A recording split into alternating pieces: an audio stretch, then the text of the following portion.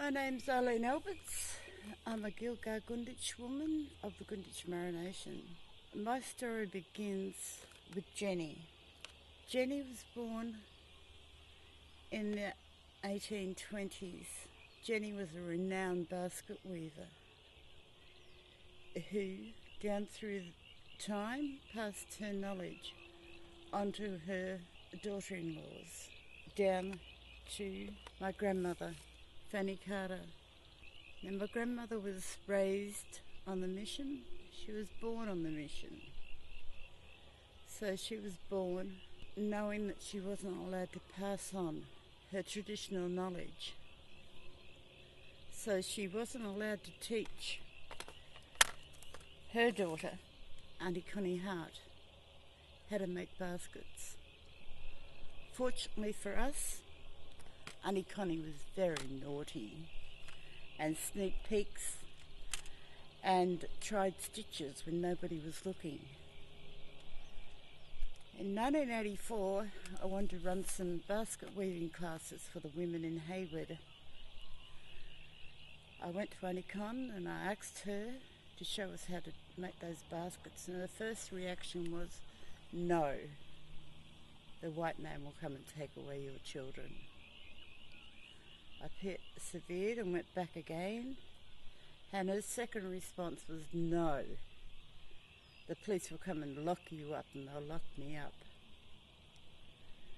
I finally wore her down. It took me 3 months to do it, and she agreed to teach us how to make baskets, but it had to be behind locked doors with the blinds down so no one could see what we were doing.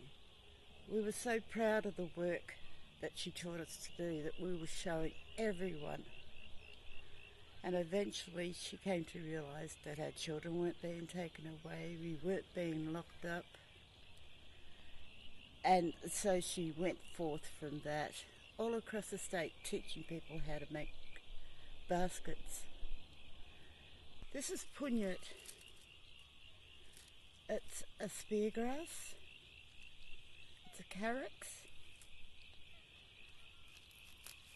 We use this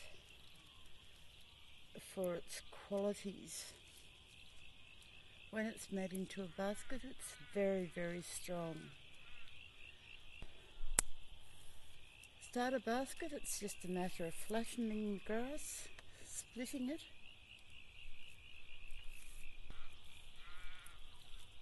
and I'm just going to fold that in half to give me the thickness that I need to start this basket off. We call this bit the tail. What I'm doing now is getting a working piece. When we pick this grass, we always leave the seeds behind in the hope that those seeds will germinate and produce more grass for us. Very, very simple. Now, I remember how Aunty Con taught us how to make it. She was telling us her story of sneaking peeks and being naughty and trying stitches when the elders left their baskets alone for a little while. And of course we were absolutely fascinated by her story. But at the same time she was also making a basket. She had done this bit, turned it into a circle and gone around, and at the end of her story she has said, well, I've shown you how to make a basket now, go and start one. And of course everybody went, but no, you haven't shown us how to make a basket.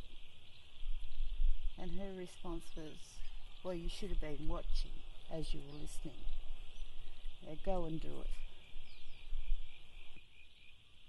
I'm a 6th post-settlement basket maker. My daughters, of course, are 7. My granddaughters are 8. So 8 generations post-settlement. This art is still being continued.